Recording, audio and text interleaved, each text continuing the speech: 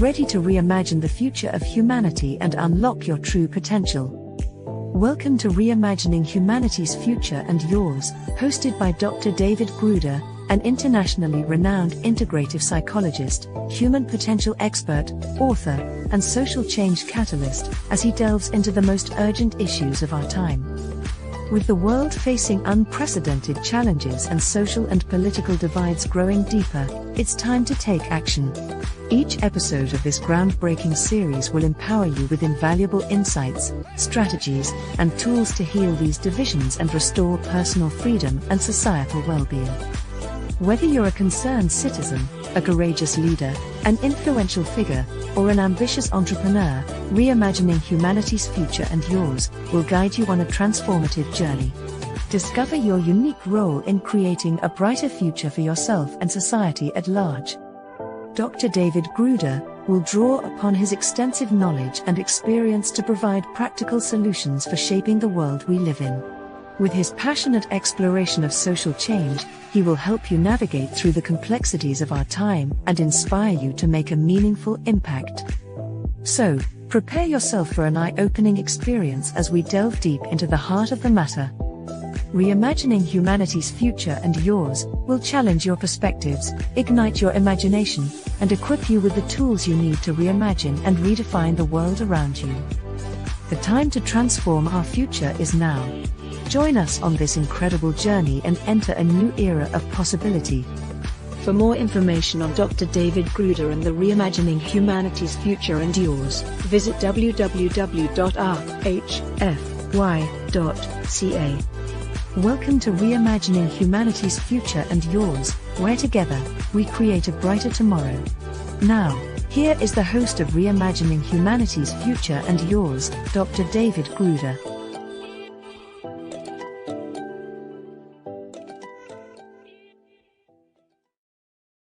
Welcome back to the Reimagining Humanity's Future and Yours show on the CanCom Broadcast Network, proudly broadcasting from Canada to the world. I'm your host, Dr. David Gruder, the futurist, polymath of human potential, and civilizational architect who equips leading-edge leaders, influencers, helping professionals, and you with vital resources that make it possible for humanity's most spiritually elevated future to at last emerge.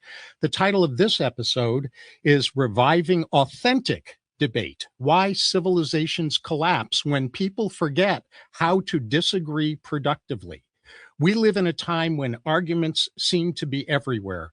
Political debates, media panels, social media exchanges, and even conversations within families and organizations are often filled with passionate disagreement. Yet, despite all of that argument, something important quietly disappeared from much of our public life: authentic debate. Instead of curiosity-driven dialogue, we often see spin doctoring posing as fact. Instead of exploring the deeper concerns and intentions behind people's views, we see sides talking over each other. And instead of discovering better solutions together, many important conversations end in polarization, frustration, or gridlock. What some people seem to have forgotten and others never learned is that healthy civilizations depend on three communication capacities: authentic curiosity, truth-seeking dialogue around good faith disagreements, and collaborative problem solving. When those capacities begin to erode, societies don't merely become more argumentative, they become less capable of solving their most important challenges. In this episode, we're going to explore why productive disagreement and dissent is one of the hidden superpowers of thriving societies, what causes that capacity to break down, what authentic debate actually requires, and how we can begin reviving it in our public conversations, our organizations, our leadership, and our personal lives. To help us explore this essential topic, I'm joined by communication strategist, executive advisor, and former collegiate debate coach, Shelby Jo Long, whose work focuses on helping leaders and organizations rediscover the power of constructive disagreement as a pathway to clearer thinking, better decisions, and stronger collaboration. Shelby is a communication strategist, executive advisor, and president and global partner at the Strategic Advisor Board, where she helps leaders turn communication into one of their most powerful strategic advantages. Before moving into executive advising, Shelby spent more than 15 years as a professor of business communication and a collegiate debate coach, as I mentioned before, where she trained students in persuasive dialogue, critical thinking, and the art of constructive disagreement. Today, she works with CEOs, entrepreneurs, professional athletes, and thought leaders around the world, helping them clarify their message, strengthen their influence, and make better decisions through more effective communication. She's also a professional speaker, international speaking coach, and four-time international best-selling author whose work explores how authentic debate, when practiced with curiosity and good faith, can become a powerful driver of innovation, leadership, and collaborative problem solving. Her book, Communication is Your Competitive Advantage, Embrace the Debate, explores how authentic debate, when practiced with curiosity and good faith, can become a powerful driver of innovation, leadership, and collaborative problem solving. That's why I'm having her on this episode, so we can have a really high level discussion about a very touchy topic in today's world. Shelby, it's a pleasure to have you here for this monumentally important discussion. Welcome to the show. Thank you. I'm thrilled to be here. What an introduction. Thank you for that. It's amazing to be here and to be talking about this platform, because I don't think there's a better time to be doing it. So I totally agree with you. So in this first segment, we'll look at the symptoms of a world that's forgotten how to disagree and dissent. But before we delve into that, Shelby, please let us know a little about how your passion about communication in general and authentic debate in specific first emerged. Yeah, I've always been a speaker. When I was in school, I wanted to be a leader. When I was in high school, I was always in student government.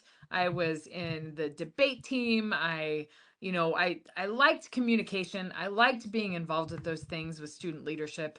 I love school, and so I enjoyed being a part of that. I really liked being a part of that. Of course, mirrored by my educated parents that also like school and all that. So it was something I always did. Somewhere I always felt comfortable and I really enjoyed. And then when you discover success in some areas, particularly in the debate and student government, that's really where I became very passionate about it. And then I'll tell this story quickly. At the end of my junior year of high school, I got in a car accident and I was in a coma for 16 days. And I very, very fortunately, when I woke up from the coma and after my rehab in the hospital, I was rehabilitated enough to attend school my senior year. I went back into all the things that I did before, which was which was high school debate at that point, and student government and leadership. And I played music and I did all of those things. And I did them at a level that was maybe a little bit less than before, but I also just wanted to be back to where I was before the accident, and went back to everything and graduated salutatorian in my class. I went on to college the following year. I was on a debate team at the collegiate level the following year. And then I continued my 4 years of college and graduated, and then decided to give back to debate as a way to do that. But what I discovered in that process is that really the core of the way that I think about things and the way that I approach the world, and really what I feel helped me recover from my traumatic brain injury, was that critical thinking and that process of discovery that I had in debate. And it's something that has always been a part of me. But then when I discovered that was a part of who I am and what I do, and I bring that perspective to every career that I'm in now, every business that I form now, every speech that I do. And I think that's such an important part of just how we see the world. So that's a kind of a quick background. Well, thank you for that. That makes you even more three-dimensional than my way of framing you at the beginning of this episode. People feel surrounded by argument, yet Mhm. almost no real debate is happening. What are we seeing instead? What are the symptoms of this lack of authentic debate that we're seeing?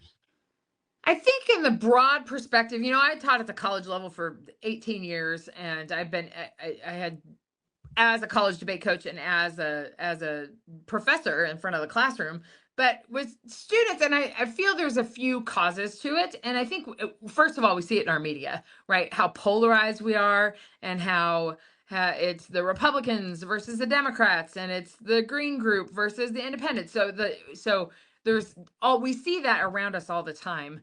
And I feel that there are a few causes to it. I think the particularly with this generation, and I have younger kids too, but even seeing like Generation Z that's coming into the workplace, and the alpha generation that's just starting to get into their school processing, that their way of solving problems is going to the internet, and it's not communicating with other people, and there's no collective discovery that's happening anymore, particularly now that we have AI to solve all of our problems. That solving problems becomes a lot easier and isolated and in a vacuum. In the past 20 years, it has become very focused in that. And in my estimation, that's one of the causes.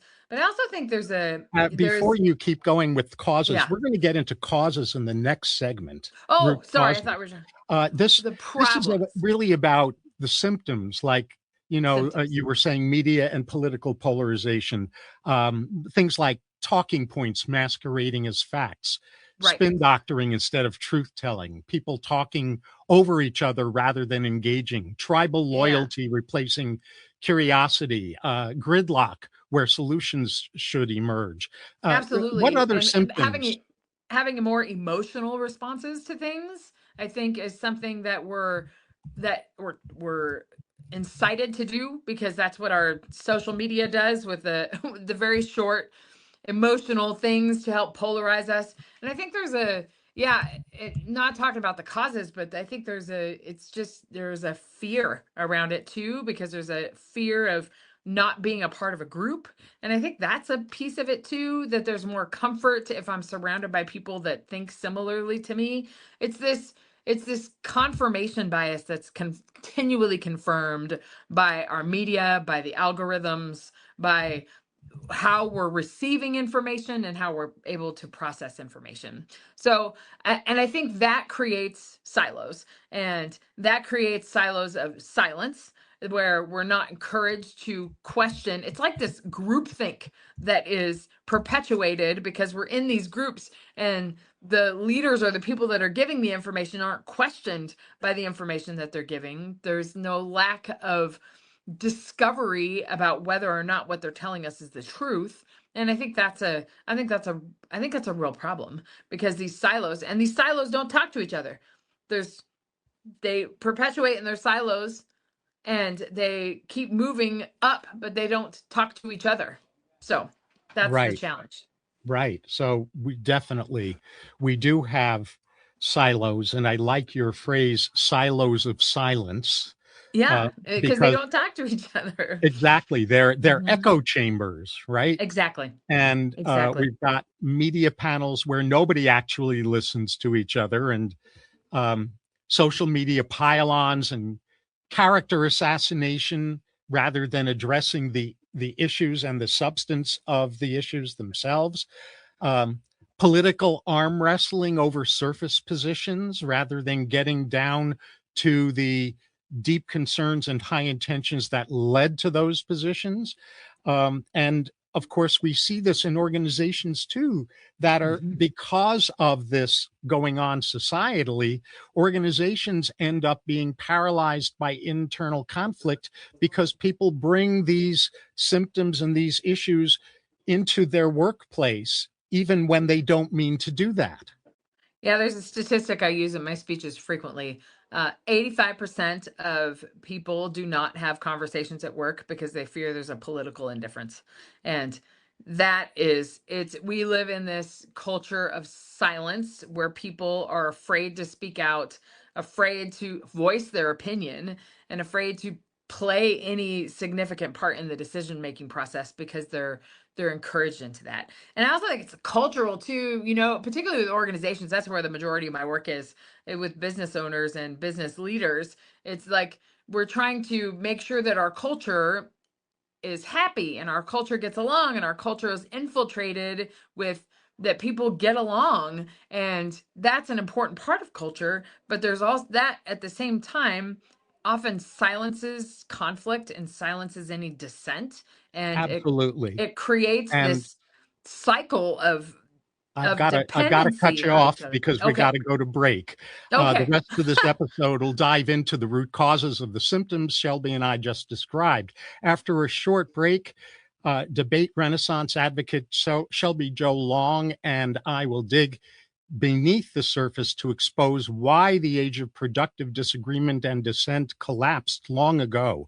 I'm Dr. David Gruder. This is the Reimagining Humanity's Future and Yours show on the CanCom Broadcast Network, proudly broadcasting from Canada to the world. And stay tuned because we're just getting started.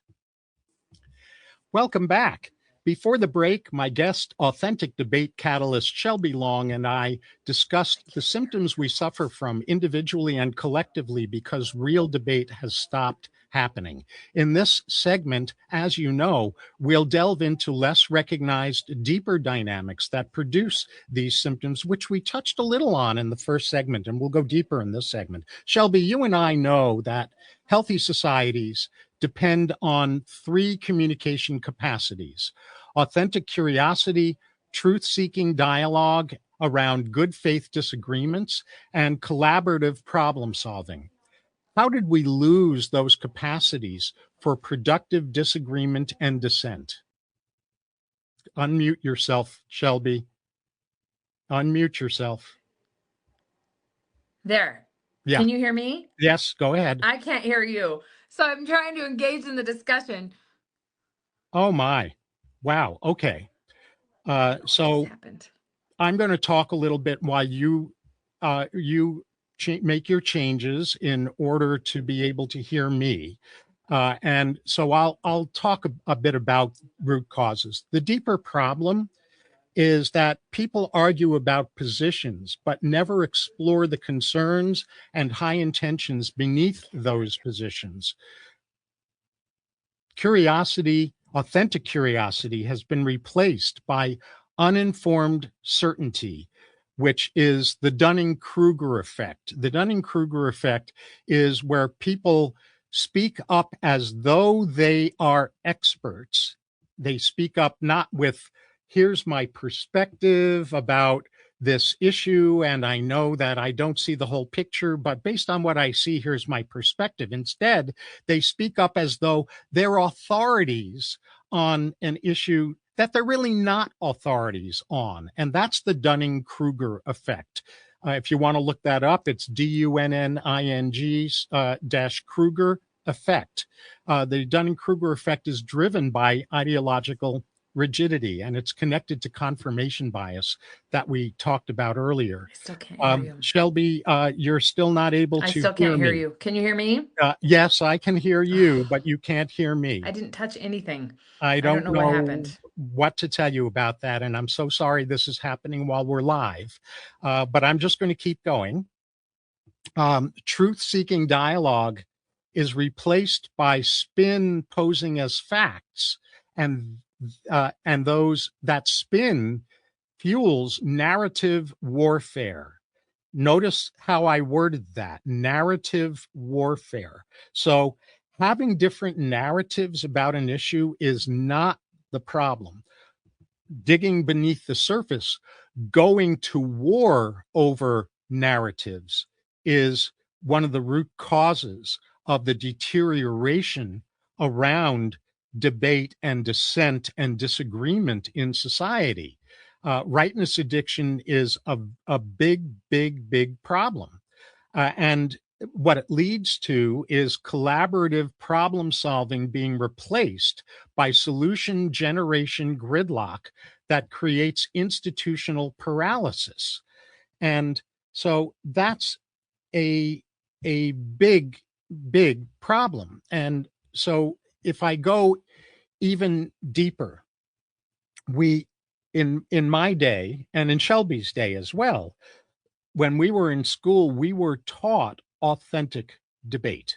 And authentic debate is structured, for those of you who don't know or might have forgotten, authentic debate is structured so that there's a premise, there's a topic that's being debated, and a premise about that topic that one group is going to argue in favor of, and the other group of debaters is going to argue against.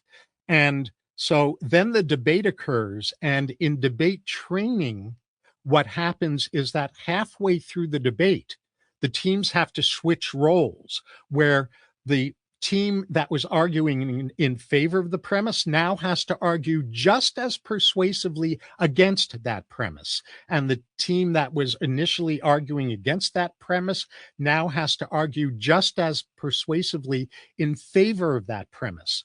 Well, think about what that kind of training teaches us. It teaches us multidimensional thinking. It teaches us to have humility about our perspectives. And what humility simply means is not that we abandon our perspectives or that we diminish the value of our perspectives. Shelby, you're back. Are you able to hear again, or still not? Still not, huh? I can't hear. I'm sorry. I am sorry I want to too. participate in this discussion Why so don't badly. Yeah.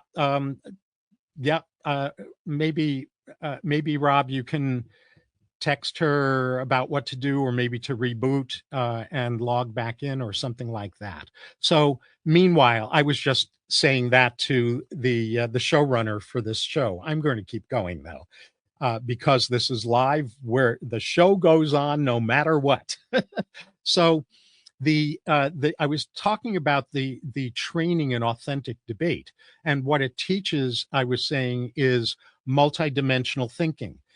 I want you to think about the old parable of the blind men and the elephant. Maybe you're familiar with that one, maybe you're not. If you're not, here's the short version of how that goes.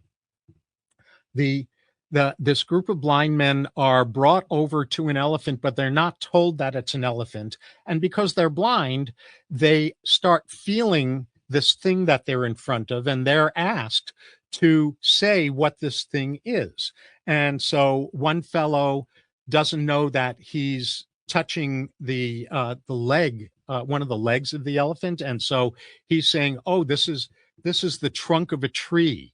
And one fellow is touching the elephant's ear and noticing how it's flapping around, and he's saying, "Oh, this is a fan." And another is touching its tail, and another is touching its trunk, et cetera, et cetera.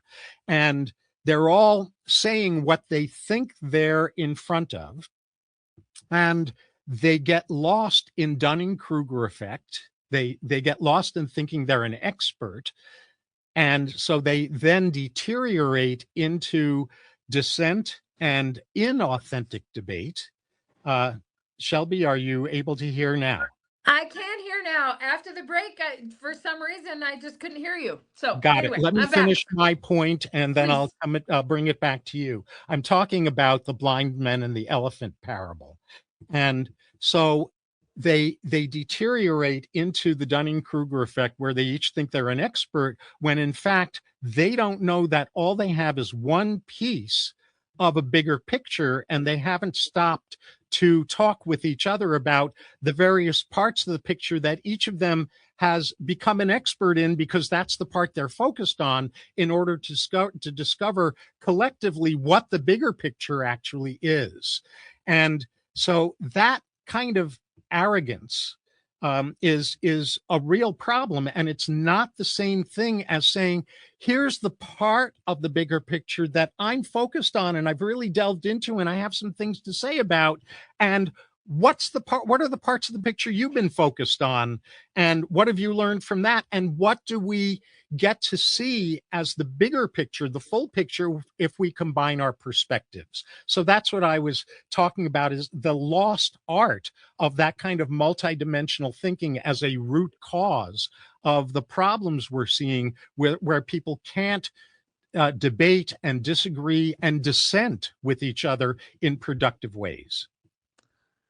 Yeah, and I think I think that's a product of people don't like to feel judged, and people just generally don't like to feel challenged, and they don't like to feel that they're wrong about something. But it, I think there's some switch that we can have. It's not that you're wrong, it's just that there are different perspectives out there. It's not just we talk about the silos, and that we're in this silo. I mean, both from academia, we understand the academic silos that you're in, and you go very deep into a subject, and this is no different than business too, that you go deep in a certain area of business, and it's and you have success and you're published and you're a deemed expert. But then when other people come in and not challenge that, but when there's a different perspective, I think it's just there's a lot of groupthink that's a part of that, and it's also people are scared of judgment, and that there might be delegitimized.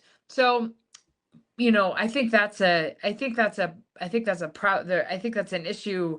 It's just in human interaction, and that we're not in a space that encourages that. I mean, if I could get paid for the rest of my life to sit in a think tank and play the devil's advocate and talk through things, I would absolutely do that. That's why I have so many business partners, because it's fun to co-create, but you can't co-create without some disagreement about perspectives and some weighing of ideas and weighing of consequences.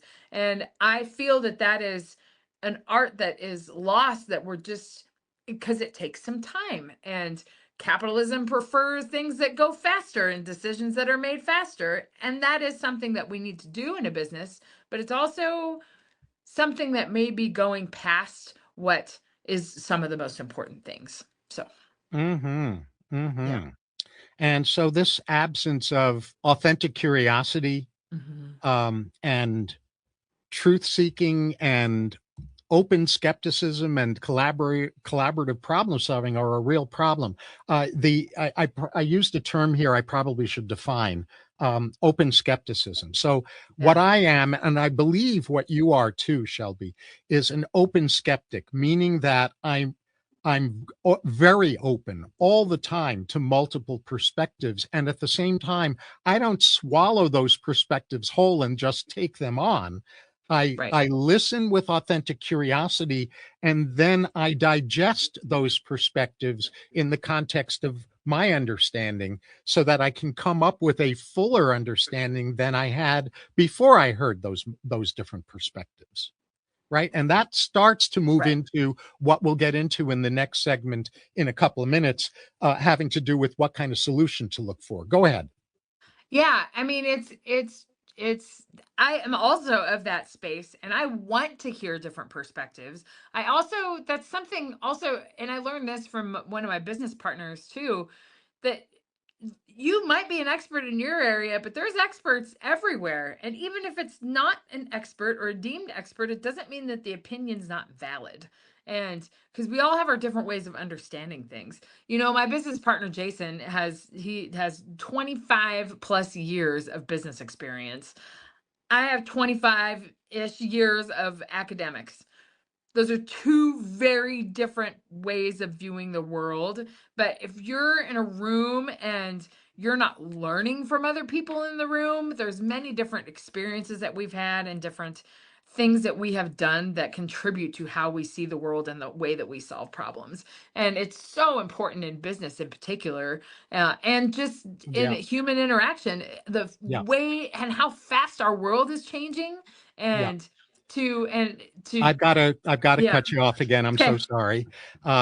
And I actually happen to know Jason. You may not know that, Shelby. In other words, when societies lose the ability to explore the concerns and intentions behind seemingly opposing positions, they lose the ability to discover better solutions. And this explains why intelligent people become locked into unsolvable conflicts that should be solvable. After the upcoming short break, we'll get to the heart of the matter, what to look for in a real solution, that the specific capacities we must refine must be so healthy, authentic debate can be restored. I'm Dr. David Gruder. This is the Reimagining Humanity's Future and Your show on the CanCom Broadcast Network, proudly broadcasting from Canada to the world. And stay right where you are, because what to look for in a solution to this devastating pandemic is up next. And we're back.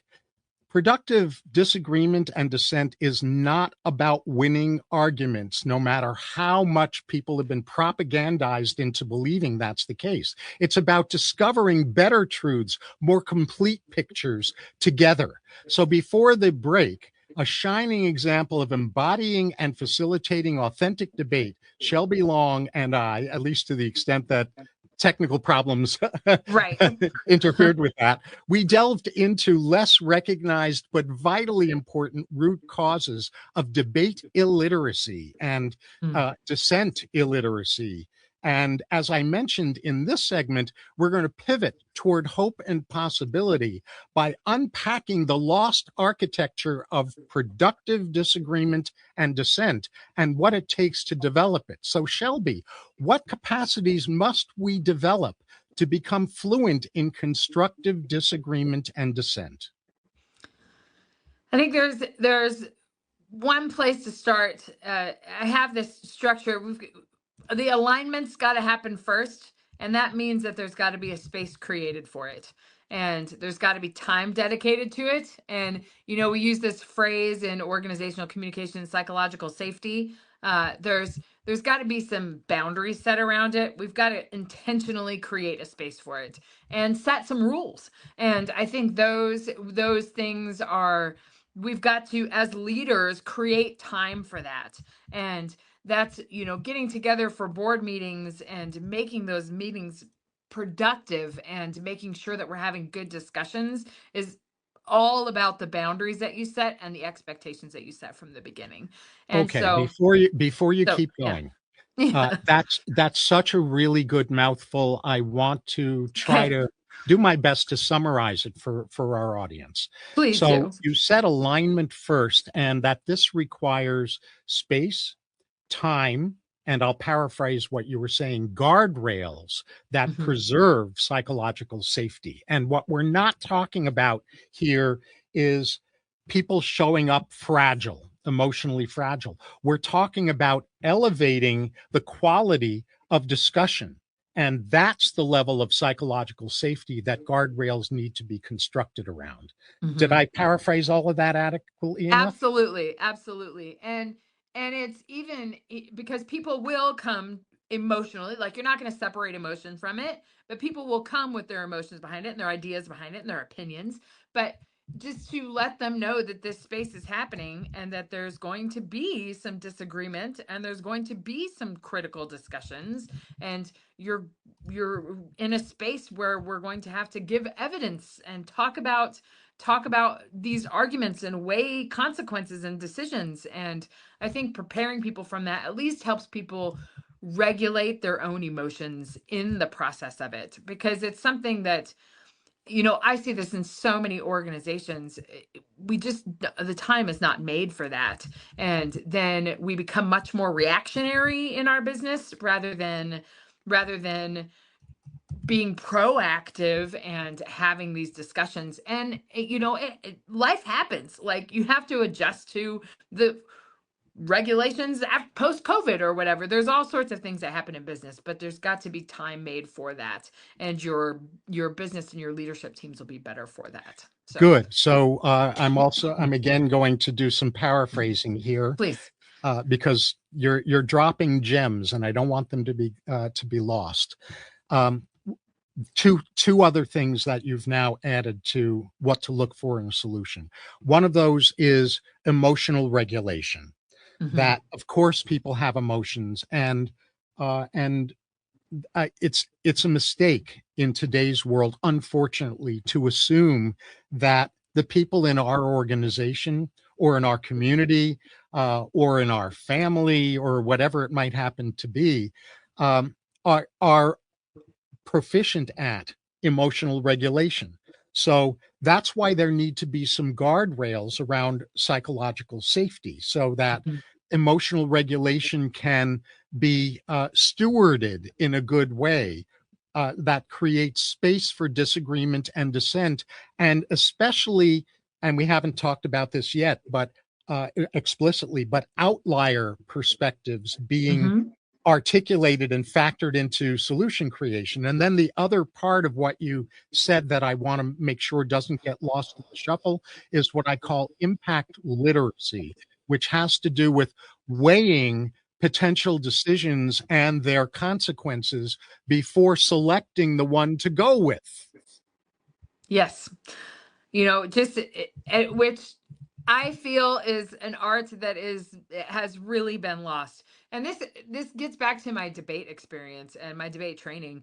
That's what you do. You, in your final speech, you weigh the consequences of the affirmative proposal versus the opposition proposal, and Right. you weigh those consequences for your judge. And I just don't think that's something that's happening in businesses in particular, especially when these major market decisions are made. Or I'm not trying to be political in this, but like a decision to go to war or bomb a country or take a leader out of a country or oust a CEO, whatever the decision is made, it's that feels more of an emotional decision and not surrounding with the impact calculus that surrounds that. And impact calculus Absolutely. is it's kind of a debate nerdy thing to say, but what are the consequences of that, and what does that mean tomorrow, and what does that mean 10 years from now, and what does that mean for my kids, right, that are going Yes. to be experiencing that. So I think there's Yes.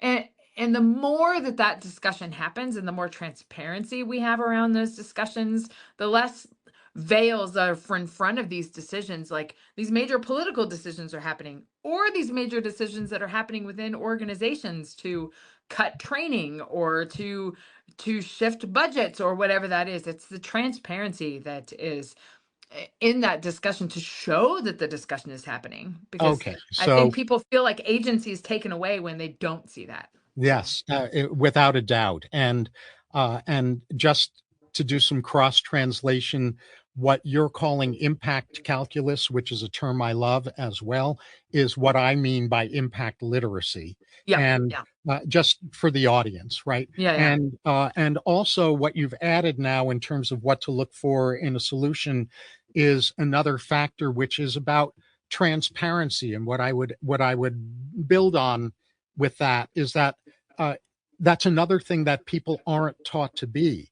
They Right. think they're being transparent when they're saying something like, "Well, uh, I feel that you're an idiot. I'm just being transparent." That's not transparency. No. That's that's editorializing and character assassination. So transparency plus curiosity before persuasion. So seeking to understand rather than trying to score points.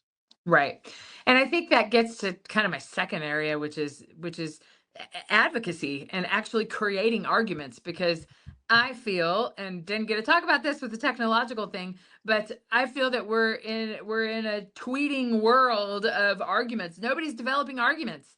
And I want to know the reasons behind something. And I feel, the character assassinations that are happening and these decisions that are made without this open discussion.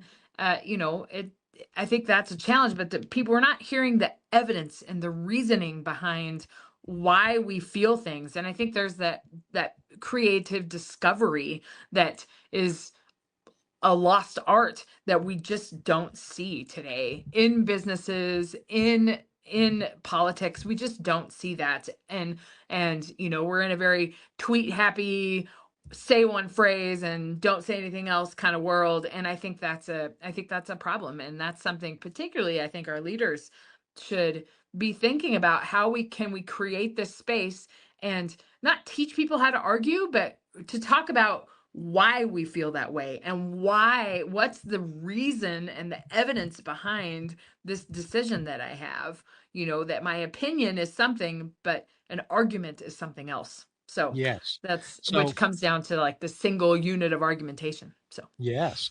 So let me paraphrase this one. Um, it's it's deep perspective exploration behind the advocacy. So not just unpacking evidence, which is really, really important as well, because that's a lost art, but 100%. also combining that with compassionately understanding the concerns, fears, and intentions behind each of the different viewpoints being expressed. And as I mentioned before, when you were trying to solve your technology issue, so I'm just going to say this for you. I mentioned that in the context of multidimensional thinking, the capacity for multidimensional thinking needs to be developed in people as well as part of the solution. Do you have another component that should be in a solution to this problem? Yeah, I think you got to be active in it. And I think that you can create the space for it, and we can talk about arguing and giving reasons and the why behind things.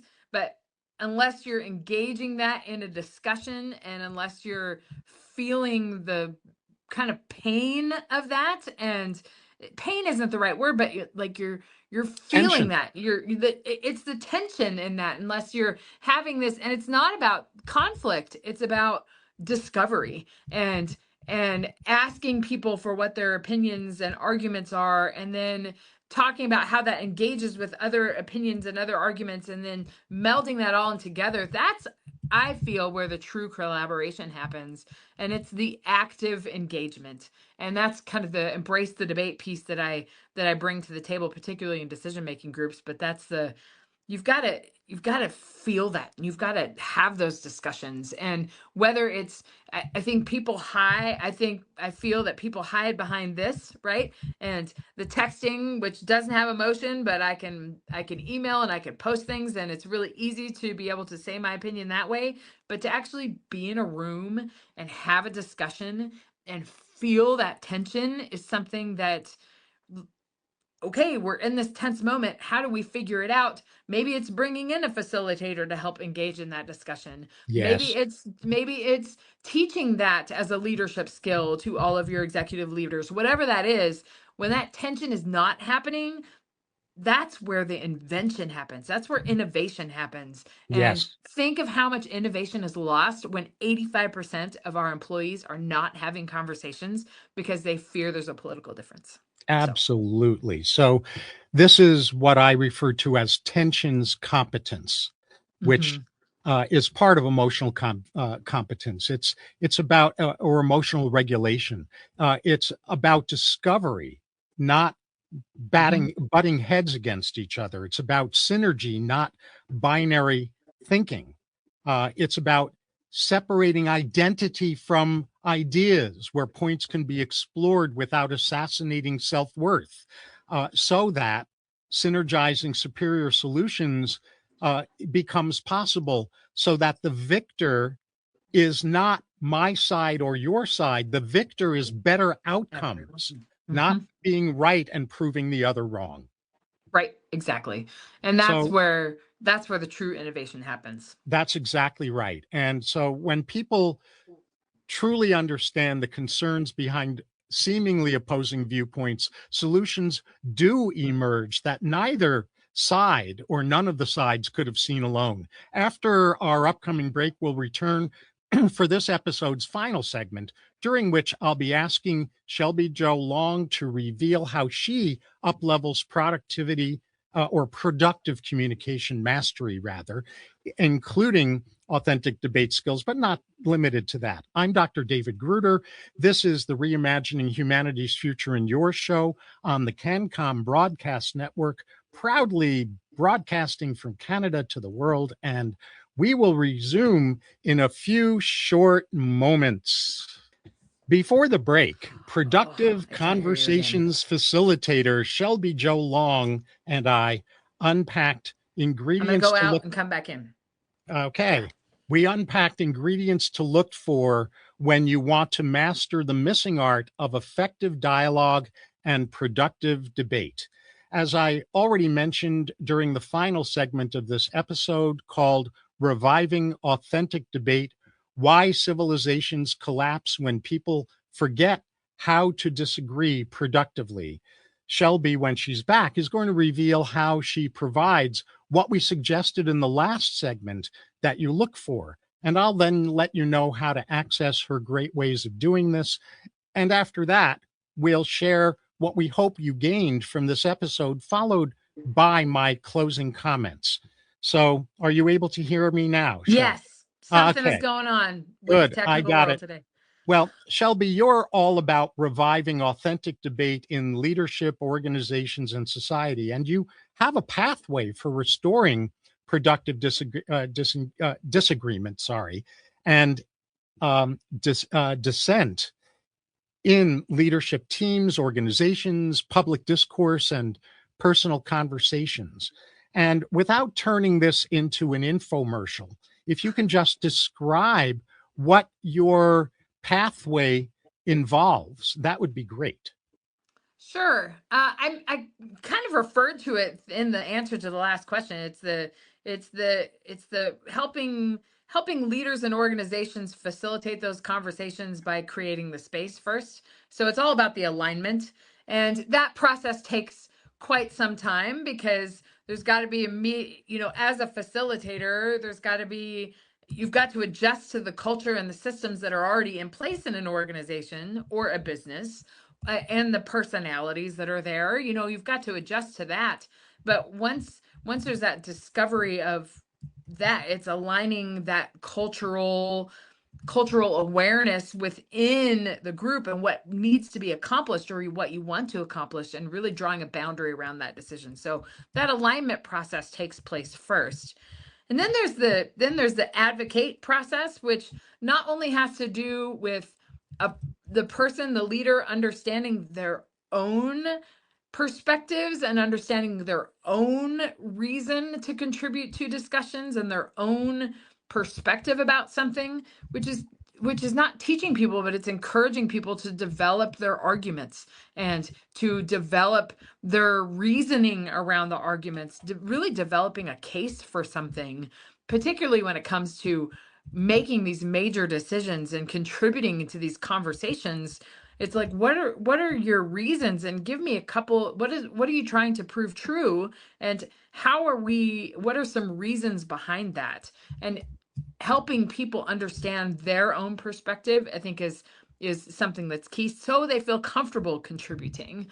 But then teaching about really a structure for creating an advocacy, which has to do with the self-awareness and how you engage with the larger organization. So that's a big piece of it. And then the actual activation piece of it, which is creating the debate, having the discussion, getting a big whiteboard out and talking about the decisions and what decision is being made and what are the consequences of this decision. And then really being transparent and open about how we're creating these decisions. That creates the most agency that you can with your leadership teams and your employees, for that matter. And it's creating a structure. I'm trying to teach people a structure of having this constructive dissent within their organizations, so they can have better engagement, so they can reduce the employee turnover, because people feel more engaged with the decisions and feel more engaged with the company when they're a part of those things. And I think that's the primary piece of where I go to, is that there's the alignment, which is the boundaries, but then there's the advocacy, which is discovering really how you want to be involved with it. And then there's the engagement of everything around you to make that decision together. So that's how I approach things. And I really approach everything in that way. That's how I think. That's how I work with my business partners, because I know that I don't have all the answers, but I want to hear these other answers. And then when I approach a one-on-one conversation with this, particularly when I'm working with clients, because I want to be able to discover where they're at and meet them where they're at, but then also be the devil's advocate on the other side of it to help them shape their decisions in the way that's best for them and for their company. Mm-hmm. Okay. Well, I'm going to try to unpack that. the mic drops that you just offered. Yes. I want to address a couple of components quickly, actually, because I want to make sure we have time to talk about your takeaways that you hope people will have gotten from this Sure. episode. And I want to have time to let people know, which I'll do, about where to learn more about you and engage and things like that. So just briefly, you've got a very important component which I don't hear talked about often enough, which is essentially advocacy training, helping people understand their own motivations and perspectives so that they develop, preferably before the meeting, a cogent way to express those. And so they feel comfortable contributing during the meeting. The next piece is an alignment space that we covered earlier, that the time and the excellent facilitation that has to be customized to the personalities involved. Yep. The next is clarity about what to accomplish.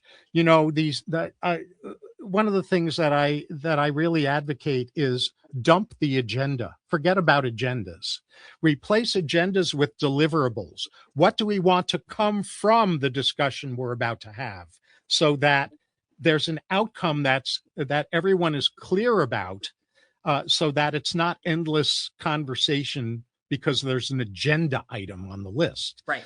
And then engagement activation, implementing the discussion itself in good ways and facilitating that, because these usually do need facilitators, just like you've been saying. And I want to underline that promote authentic transparency, constructive advocacy, and in ways that increase engagement, especially on the part of people who don't speak up as often as would be helpful, and especially within that, drawing in outlier perspectives, not because they're supposed to control the show any more than anyone else does, but because often outliers and outlier perspectives add some value and wisdom to the picture that the people who don't think outside the box don't know need to be taken into account. Absolutely. So these are gems, and I want to move forward. If you have a quick response, then do that, and then I'll move forward. I would just say decision making is hard, because you have to make decisions but when you decision make in a group, it's even harder, because you've got to align around the organization's perspectives, your own personal ones, the emotions that are there, and some people are going to be unhappy, but you can create space for it, and your decisions will be so much better, and your organization will be so much better off if you create the space. Beautiful.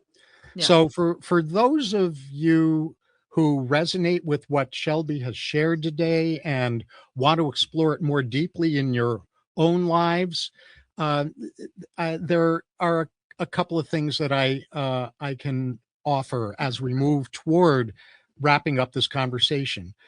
You've likely realized that the ability to disagree and dissent productively and debate productively isn't merely a communication skill. It's an extremely important life capability, as well as a crucially valuable capacity for leaders and influencers and work teams, etc. So if you want to actually develop this ability to engage in authentic debate and navigate difficult conversations in good ways and turn disagreements into clear thinking and stronger solutions, Shelby offers resources and programs that help you do exactly that. And you can explore Shelby's work, including her book, Communication is Your Competitive Advantage, Embrace the Debate, and the frameworks she teaches, by visiting her website. And I have a short link. Actually, I don't have a short link for that. I have a short link for another thing that you gave me a longer link for. So I have a forwarder link for that.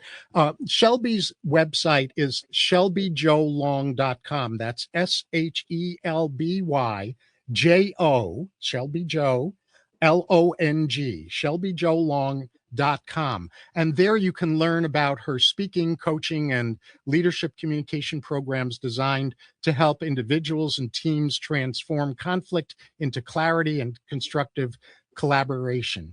And you can also learn about Shelby's Cadence Speaker Bureau through a forwarder that I've created that simplifies a very long URL. It'll take you to the long URL. And that forwarder is thecess.com. That's one of my websites, the Center for Enlightened Self-Sovereignty, THECESS.com / Shelby2, Shelby and the number 2, no space between Shelby and the number 2. And that'll take you to the Cadence Speaker Bureau page. Shelby, in a very short, non-run-on sentence, and I really mean that because we're running down on time, what's the big takeaway you hope our audience received from this episode? That it's okay to disagree, and it's okay to disagree and to also discover other people. You got to think it, you got to feel it, you got to live it. And unless you feel it, then you're not going to be able to make a good decision about it. Beautiful. And mine is that productive disagreement and dissent is not a threat to civilization. Rather, it's one of civilization's greatest strengths. The ability to do this productively is one of the 21st century's most valuable, overlooked people skills and leadership skills. Again, and you might want to mute yourself if you need to cough some more.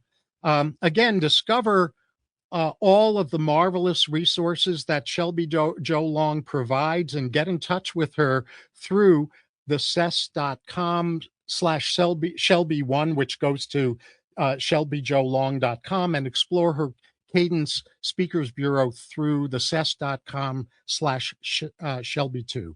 Thank you so very much, Shelby, for helping us understand the vital importance of debate literacy and for being here on my show, even though you had to cut out because you were coughing. And thank you all for joining me for this episode of Reimagining Humanity's Future and Yours on the CanCom Broadcast Network.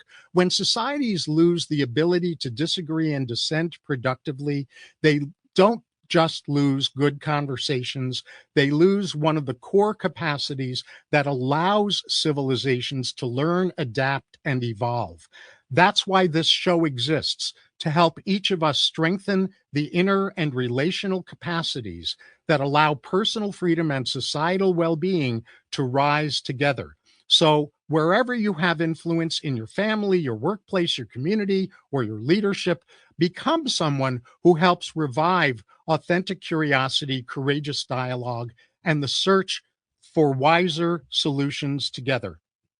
This has been Dr. David Gruder, the futurist polymath of human potential and civilization architect who helps leading edge leaders, influencers, and you with frameworks and skills that make it possible for humanity's most spiritually elevated future to at last emerge. All of this is available at drgruder.com, drgruder.com, which also has a link to all of this show's episodes. Until next time, keep elevating your capacity to fulfill your highest calling so together we can and will succeed at building an elevated future for ourselves and for humanity.